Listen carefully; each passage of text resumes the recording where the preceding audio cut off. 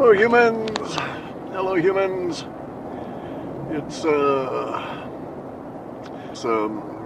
early Friday morning. It's like 2:30 in the AM, something like that, or shortly thereafter. Heading up north. I'm gonna go pick up a delivery. Getting some special stuff sent to me, and I gotta go collect it. Anyway, so I wanted to talk for a bit about, so I've got a multiple hour drive. I'm not going to talk for multiple hours. I have to head up north like 4 hours here. Something like that. Anyway, just headed out. So I'm a little on the fuzz-headed side, still waking up.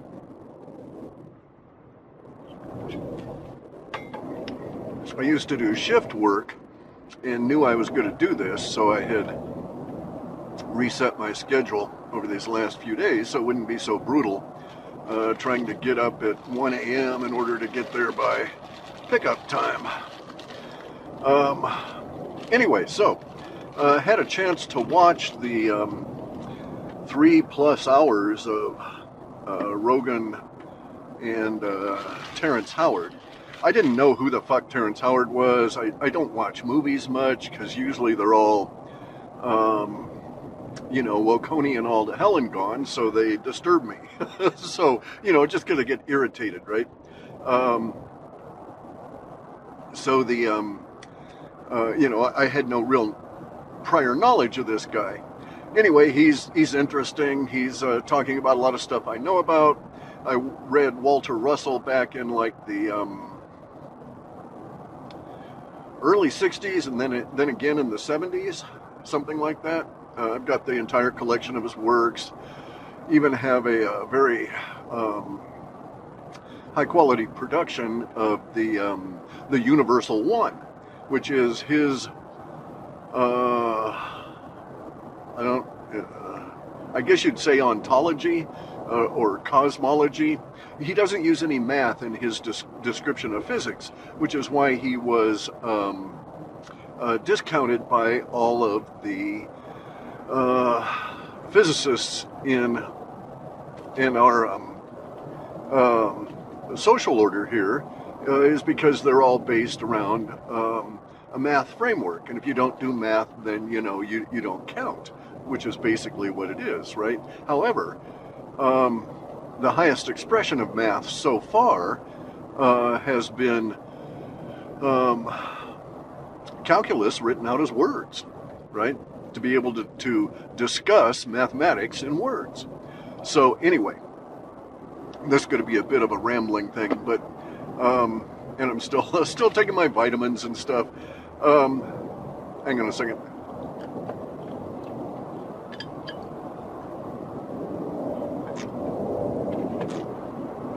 I've got to get a lot more coffee in me. I have to stop and do a few things along the way, get fuel and such. Anyway, so the issue is complexity versus complications, okay? And so the thing about Walter Russell, all right, so let me back up a bit and say that Terrence Howard cited as some of his sources Walter Russell, who was a brilliant thinker and a pretty good writer. I mean, he put it across really well. He's more friendly than, say, Buckminster Fuller, okay? And a lot of the stuff, I don't know that Terrence Howard has really delved into or read Synergetics, okay, which was a work that was produced by Buckminster Fuller and a bunch of other people, like assistants, right? And they put together this very impressive work that actually has a lot of the math and so on in it, that I think Terrence Howard would find it refreshingly aligned with what he's talking about. And Fuller wrote this. It's a logging trucks, 2:30 in the morning. Jeez. You know, these guys run, they've got to get it done because they can't run through the weekend because of Memorial Day weekend. There's going to be a lot of tourists out here. And so they've been running all night. I sort of heard them as I was trying to get some sleep last night. They have to grind up this hill that in the town I live in here, so, or the village. Anyway, though, so Terrence Howard cited Walter Russell. He cited a bunch of other people, and one of the people he cites is this guy John Keely. Now, here's where it gets tricky, right? Because everybody stumbles over John Keely. I thought he was legit too, right? Everybody does when you run into him, and this gets to the point of complication versus complex or complexity, right? And so Walter Russell's stuff is disarmingly simple in its presentation, and it is amazingly complex, all right, but it's not complicated. Keely, on the other hand, was accepted in the 1800s. He was like he was a kid in the 1820s, and he was like I think maybe he died in the 1870s. It was something like that. He was a millionaire when he died. Because after so he made these inventions. He claimed to have discovered a new motive force, a new kind of force, okay? So it would be the equivalent of saying, I've discovered in the electromagnetic spectrum something that is between, X-rays and visible light, all right? Something like that. So you discover a new physical phenomena. And that's what he was claiming. He was saying that he, John Keely, had discovered this new motive force, and it was based on sound, and you had to do all this weird stuff to get it to work, but he made these engines. And these engines were marvelously complicated, sorry, not complex. They were complicated. There were little bits and pieces of brass everywhere. There were copper tubing. There was brass tubing. There were brass spheres. There were shined chrome-plated steel spheres there. There were bearing surfaces and all kinds of stuff. His whole point was to create a fake engine, and then he got investors to finish it out, to make it practical, right? And so he would collect millions of dollars this way, where he ended up getting millions of dollars out of very well-heeled people in Philadelphia, New York, etc. People would travel hundreds of miles to go to his house to see this stuff demonstrated and to give him money. And bear in mind now, we're talking cash in that day. They were talking gold and silver, constitutional money. So if they were going to give him money, they had to bring the goods to him. Anyway, so that's what he did. He had a scheme, and he built these marvelous contraptions that appeared to work. And then he built a scientific word salad, as Brett Weinstein described Terrence Howard, but he built this word salad that was quasi-scientific sounding. And people bought it because these machines moved. And then what he would say was, basically his whole scam was this, that he said, I have discovered this new motive force. We can use it to power anything. It doesn't require fuel. It requires that you do things ahead of time to make it work. And then once it does start working, you can turn it on, and it just goes forever and ever and ever on no fuel. But it's not quite yet practical to make a derivative engine, to make an engine that you could, like, for instance, derive electricity from by connecting it to a genset. They were after making it into trains and what we would think of as early forms of cars, right? Motive wagons, he called it, or motational wagons. It was a weird variant on motion. Anyway, but it was all based on these wagons, and they were going to stick these things in the wagons, and you wouldn't need horses anymore. Anyway, so He had these machines, they worked marvelously, people would gather down there. He had a huge coterie of adherents that believed that just absolute genius and so on. And then for like, I want to say maybe 40 years, he kept this scam going, collecting money from investors. And he would pay off some investors with the money from the new investors, a la Ponzi scheme style. But basically, his whole thing was to just collect money from people as he was theoretically working on getting these engines to the point where you could derive power from them. Because they were fundamentally, he was saying they were based on sound. And so he would do these things that supposedly you had to do in order to make this work. You had to change the nature of matter. And basically it was like you played music to it, right? And it was supposed to absorb all these frequencies of the music, the sounds, and then it was going to be transformed by those over a course of a couple of days up to a couple of months, depending on the material. And then it would be a different material and it would react differently, and you could use that material in his engines, and these engines would function. And he built a number of these devices. He also built one that, I kid you not, I mean, this was the height of the seance era and all of that here in the US. So, you know, it was kind of a fitting with that. I mean, it fit in with the ethos of the time relative to what they were all discussing. So he would alter his efforts with this new motive force to take advantage of the current thing in his milieu. And at one point, he got himself into trouble because of some stuff he'd said was reported into a local paper. I think it was Philadelphia. And they and it came across. He got a bunch of Christians pissed at him because of this. They weren't really pissed at him because of what they call necromancy. But they were pissed at him because they thought, uh-oh, if this force is what he's using to make his engines run, right? And so there was some thought about this, and it got him into some trouble. You know, people gave him some shit about it. Anyway,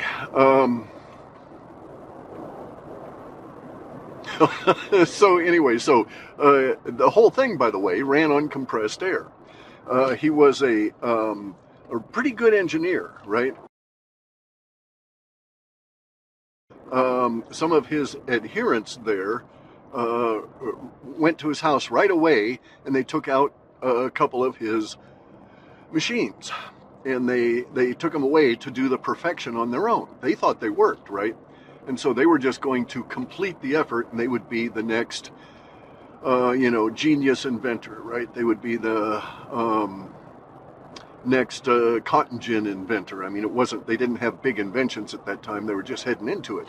This was, as we were busting out of the Kali Yuga, this 150 plus years later. And so it's just really starting to take off.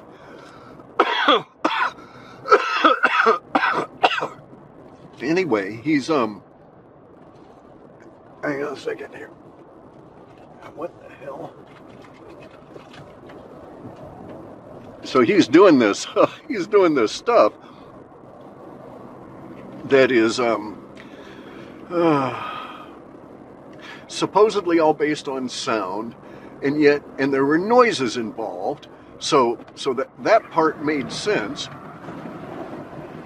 Hang on. All right. That part made sense, that these machines would make noises and stuff, right?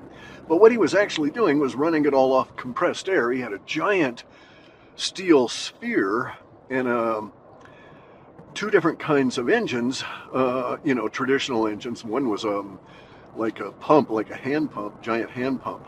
But he had these methods for compressing the air down there. And so this was down in the basement. He had this intricate, buried in the walls, carried through the floor, all of this kind of stuff for all this tubing to conduct the compressed air all around the house, and he ran his machines on what we know as the Coriolis effect, right? Which is where you just pass rapidly moving air over a smooth surface that can rotate, and it will rotate, it'll move. There need not be any vanes on it or, that kind of thing. It'll just move because of the aerodynamic pressures, because it is truly a pressure issue. So, excuse me. So Keeley makes these things, and then a bunch of people move in, the investors move in and seize all of the goods and stuff. At the time that they did that, there were two newspaper reporters that were local. Again, I think it's Philadelphia for some reason, so I don't know. I'll have to check the actual location. But there were these two reporters, one of whom had thought that Keeley was right on the verge. He'd been a sort of an adherent. He'd written some favorable articles over the years about the guy. The guy is getting old, but he appears to be really sharp, and he appears to have made some kind of a conceptual breakthrough in those last couple of years that are going to put the engines out there and working, right? Now, bear in mind, this has been a 30, 40-year effort. Anyway, but they were nonetheless, they were buddies, and they were working this stuff, and then they go to Keeley's house as the investors are there at the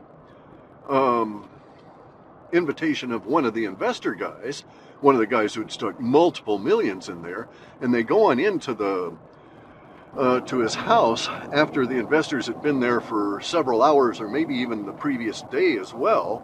And the reporters come on in, and the investors are like really shaken,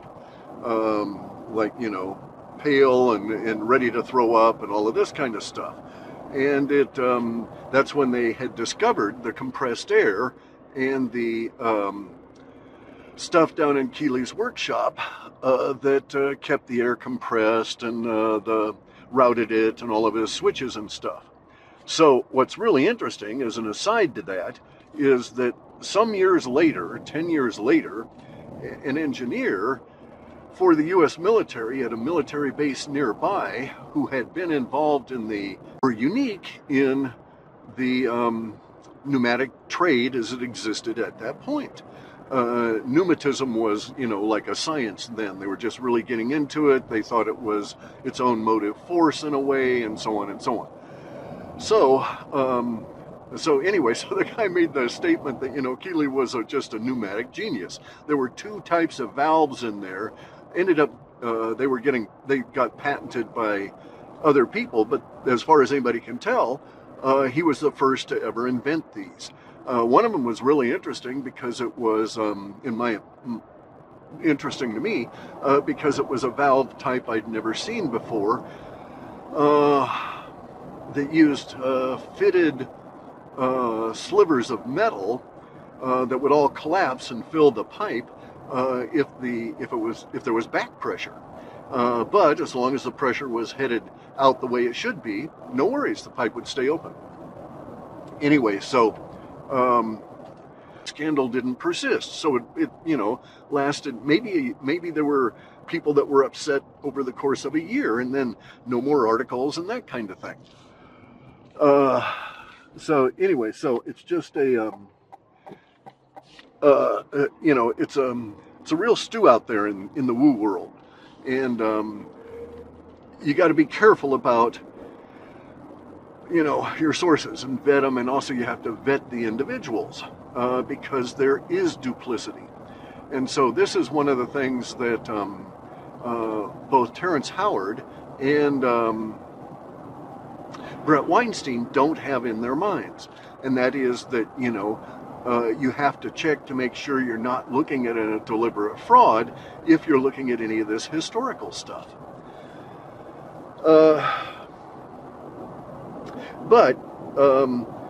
So leaving that aside, Walter Russell is legit. Walter Russell and a lot of these other sources that he cited are in fact, are factually physicists and had good discoveries and wrote it all up and so on, from which he apparently, Terrence Howard, has made a number of good, or a number of patents. and this is really, we'll get back into the complexity of things here later, but this was one of the things that is interesting, is that Terrence Howard in the talk with Joe Rogan keeps coming up to the fact that, you know, none of these people are paying him for his patents, and yet they're citing his work.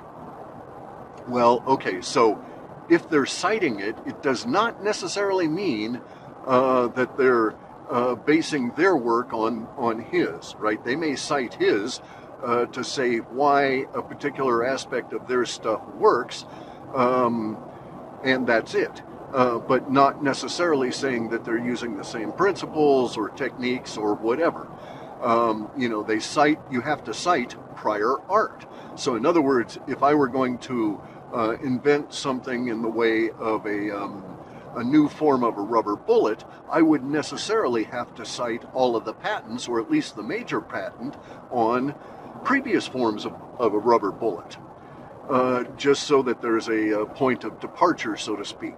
And that's just the way the patents work. But something else that Terrence doesn't seem to grasp, he had talked about his attorneys trying to milk him, he thought, with all these fees and shit all the time about his patents, and he finally abandoned this one. But what he did not grasp was there's no benefit to a patent. A patent is basically quasi-support from the government to sue somebody if you think they're using your idea. So no one's going to give you money just because you have a patent on something. It's very rare that anybody comes on in and wants to negotiate and give you money just because you have patented something. And we can all cite Reggie Middleton, who has most of the technology that's involved with cryptos patented. Yet no one's giving him money, and he's got to sue to enforce his patent. And that's what patents are for. You sue to enforce it. So of course you're going to have lots and lots and lots of costs with attorneys. Now, I've had patents, all of which I've let lapse. For the simple reason that I don't want to spend my time in court and defending them. And if you're not going to defend them, there's no point to have them, basically, right? And there are other ways to have an invention, get it out there, make money on it, and not patent it. Okay, so there's a lot of inventions that are basically first use, and you dominate the market, right? So anyway, so Terrence doesn't really, I think, understand the nature of what patents are supposed to be for at a social level. It's cool that he's got them all, and it's cool that he had money and could pay attorneys to put this all together. But if he expects the patents to ever yield anything, then he's going to have to sue, as has Reggie Middleton. Okay, so now the issue of Walter Russell is one of that touches into the complexity thing, right? Complexity versus complicated. So Keely's machines were complicated. Lots of little pieces of stuff everywhere. He had to invent this a terminology to describe it all, which he did. And as I say, that's why it all sounded like word salad. It sort of sounded like maybe it was, conceptually okay, conceptually, foundationally, effective physics that they were just starting to work out. This in the 1800s, his audience was not that sophisticated relative to physics, although they were far more sophisticated than I've seen current generations. But nonetheless, that was a situation there. If you don't take that into account in your thinking, you're missing a huge, giant thing that can bite you in the ass. Speaking of which, one of the adherents of Keely, and so this is like 1870s, something like that. It was before the Michelson-Morley experiment, and because Keely was working with the ether. Anyway, at least 3 of the engines that he had there are gone. and the investors are all upset and so on. But there are these three of these engines that are that have been removed. And so the idea was that the adherents had, they'd given him money and stuff. They were like minor investors, like local guys and stuff. And the idea was that these people were going to go and finish him out themselves. One of these ends up in England. You can trace it all the way to, actually, you can trace it all the way to Russia, because the adherent guy, again, I think it was Philadelphia, had a warrant out for his arrest for theft of this engine by the more senior investors, okay, the earlier ones or the ones with more money involved. And so the guy beats feet to England, right, where he had originally been from, and he flees the States, taking this engine with him. And then you can trace it from where he goes to England, and he sells it to a Russian prince. Okay, and this was in the very late 1800s, so maybe 1880, something like that. Anyway, so he sells this, the Keeley engine, and it doesn't work or anything, to the Russian prince. But this guy, as an adherent, he sort of keeps the scam going by repeating and writing down a lot of shit for the Russians to make this engine work. Well, they duplicate the engine with the intent, they made a big fucker with the intent of driving a train with it. They were just getting into trains in Russia at that point in a serious way. So there's a test track that's built. They build one of the engines, one of Keeley's engines. They put it into on a train chassis, and are trying to make the fucker work. And of course it doesn't. Right? There's absolutely nothing you can do to make this. It didn't work. It was just some spinning air or some compressed air that made it spin in the house. And this is why, because of the compressed air, Keeley would never, ever, ever let anybody touch his engines while they were running. You could come close, you could look, but you had to stand back behind these ropes and stuff. And Keeley said, it was because if a human touched, or any life touched the kind of a deal, sort of like an electrified surface. He was trying to get that idea across.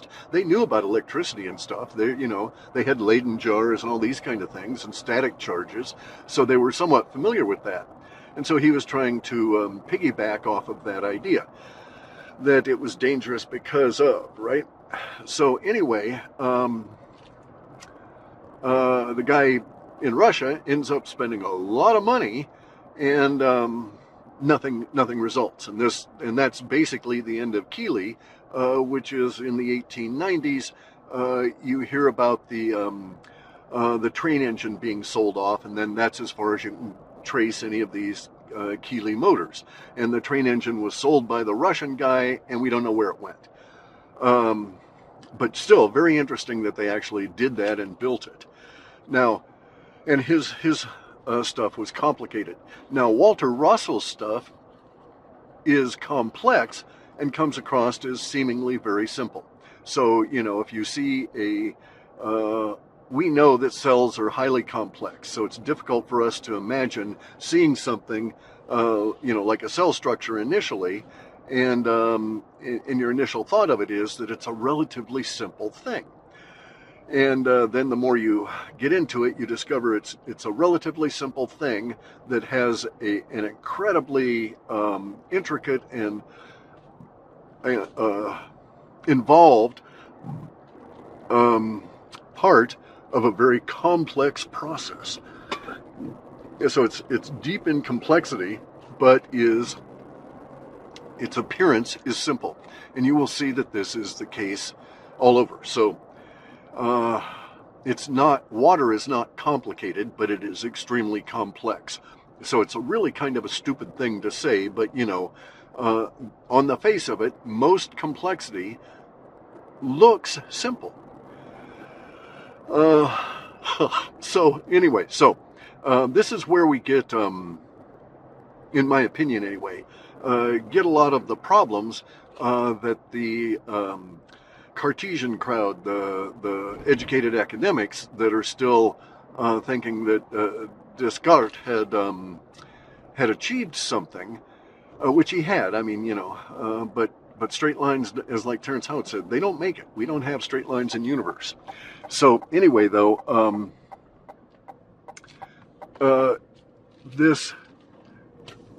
the level of complexity and complicated, they are entirely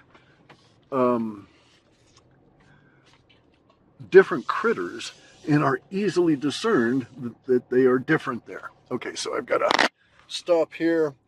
I'll call this a, wait a second. Okay, I'm back. I had to stop there for a minute. Anyway, so Brett Weinstein was critical of Terence. He didn't investigate. I don't think Brett knows about Keeley or any of these other issues. I don't think he's ever read Walter Russell. Maybe he has. I don't know. He's old enough. He could have come across it in his youth. Anyway, though, he criticizes Terence and saying that, he's intelligent but crazy, right?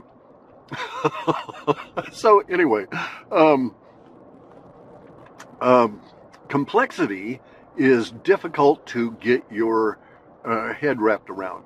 And once you see it, then you say, oh, this is a complex thing. I need to investigate this in a different way than a complicated thing, right? So a complicated thing, you take apart the thing and you separate it into its constituent components, and then you examine each of the components, right? You do not do that as a way of examining complex systems, a complex thing, because it is a system, and all of this shit needs to interoperate. So if you take something out of that system in order to examine it, then it is essentially not the system anymore until you put it back there, if you can, right? And usually in a complex thing, you cannot do that. So humans have examined complexity and basically as though it was complications, as though it was a complicated device. And so this leads us to many different erroneous conclusions about stuff. Which, I mean, this is not an unknown concept. It's just interesting that we're coming up to this at this particular point, that we're coming up to this at the point of hypernovelty intruding on all of us as a result of living in a complex system, which is our solar system and the materium within the universe. And now we're starting to see just how complex it is, because that complexity is being demonstrated by ourselves acting within our own humanity. So very few people actually examine themselves and their own behavior in that regard as an aspect of a complex system. And it's really fascinating to do so. For me anyway. Probably a lot of people just don't give a shit. Crap. So this place where I'm at here, where I live, I got a lot of sawmills and plywood mills and stuff, and when they middle of the night is when they take these loads out of the mills and put them on the road and head them out to delivery, all the sheets of plywood and stuff. So there are these big semi-trucks, heavily loaded, that you have to accommodate as you're going down the road here in the middle of the night. I've driven this road in the late several times, and it's the same all the time when you come up to this particular spot. Anyway, so complications as a rule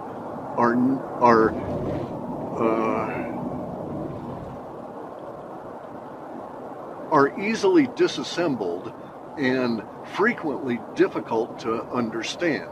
Now, they're not usually as difficult as complex systems to understand, but they can be extremely difficult to dig into.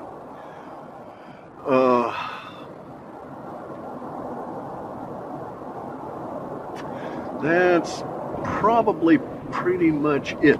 We live in a complex system. We're part of it. We can't really separate ourselves from it. It's stupid to do so, in my opinion, and we need to take our own selves into account as we examine and deal with our reality, because we are part of it here. This is part of the major difference between the reductionist Cartesian approach that the academics use, and where they're attempting to take things out to be able to examine them, and the more holistic idea of examining a complex system as a system, drilling in and seeing how it all works before you start looking at any of the individual components of it and seeing how they function. And it's just a different approach to things, right? And so that's kind of what the woo people are doing, is seeing the complex system as a whole. And so if you do see the complex system as a whole, then you can pick out, as lots of us woo guys did, what they were saying.